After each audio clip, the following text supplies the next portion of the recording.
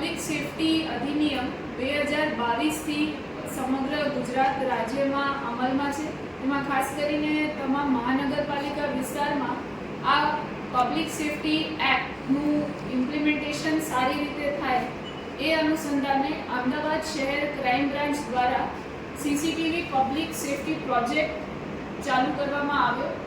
આ પ્રોજેક્ટના ફર્સ્ટ ફેઝમાં એટલે કે પ્રથમ તબક્કામાં અમદાવાદ શહેરની ક્રાઇમ બ્રાન્ચની ટીમ્સ તેમજ જે રથયાત્રાના રૂટ ઉપર આવતા તમામ પોલીસ સ્ટેશન્સની ટીમો આ સાથે રાખી અને એક દુકાનોમાં ચેકિંગ કરવામાં આવ્યું કે આ રૂટ ઉપરની તમામ દુકાનો છે, શોરૂમ્સ છે, સોસાયટીઝ છે, એસ્ટાબ્લિશમેન્ટ્સ, એસોસિએશન્સ, આ તમામ રોડ ફેસિંગ શોપ્સ છે ત્યાં આગળ સીસીટીવી કેમેરાઝ લાગેલા છે કે નહીં. સમગ્ર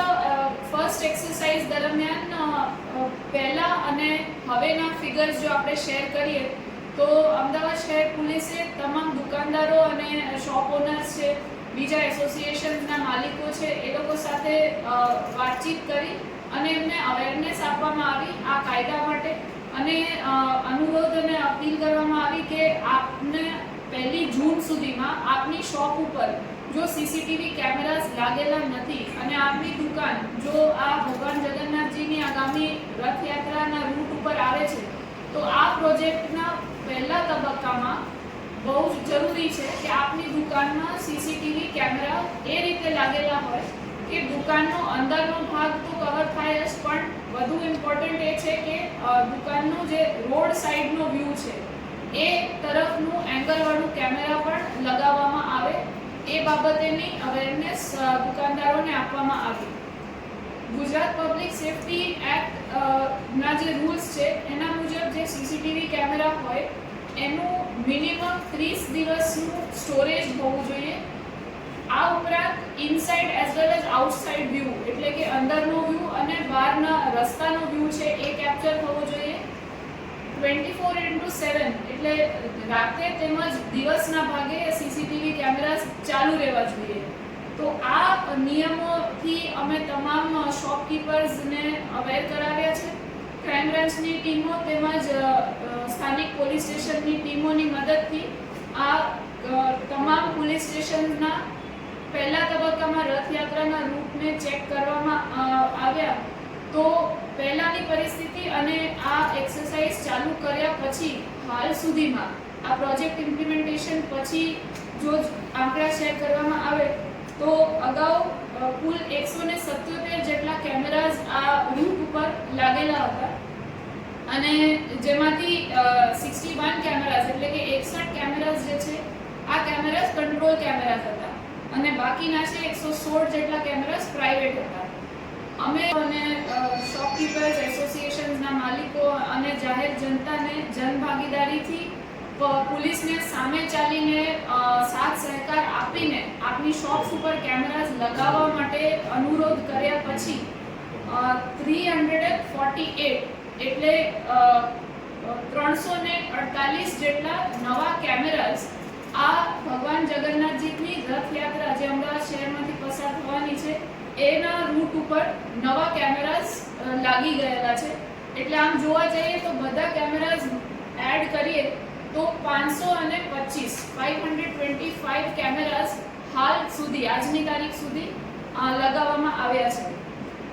અમદાવાદ શહેર ક્રાઇમ બ્રાન્ચના નેક્સ્ટ ફેઝમાં એટલે રથયાત્રાના રૂટ ઉપર જે બીજા દુકાનદારો એ કેમેરાઝ લગાડવાના બાકી છે એવા અમારા જે હેતુ છે સીસીટીવી કેમેરાઝ આ રૂટ ઉપર લગાડવાના એ છે મહિલાઓની સુરક્ષા, બાળકો તેમજ સિનિયર સિટીઝન્સની સુરક્ષા આમાંથી સુનિશ્ચિત થઈ શકે.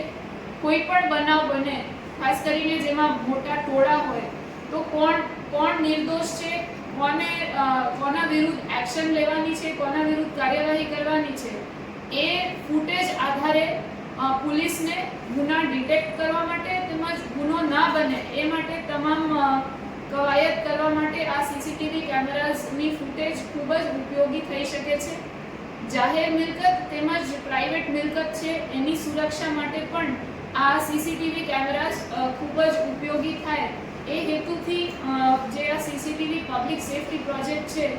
એ ચાલુ કરવામાં આવ્યો છે. આગામી 1 જૂન સુધીમાં ક્રાઇમ બ્રાન્ચ અમદાવાદ શહેરનું ટાર્ગેટ છે કે તમામ બાકી રહેતી દુકાનો, અને ખાસ કરીને અમદાવાદ શહેર પોલીસ તરફથી એક અનુરોધ અપીલ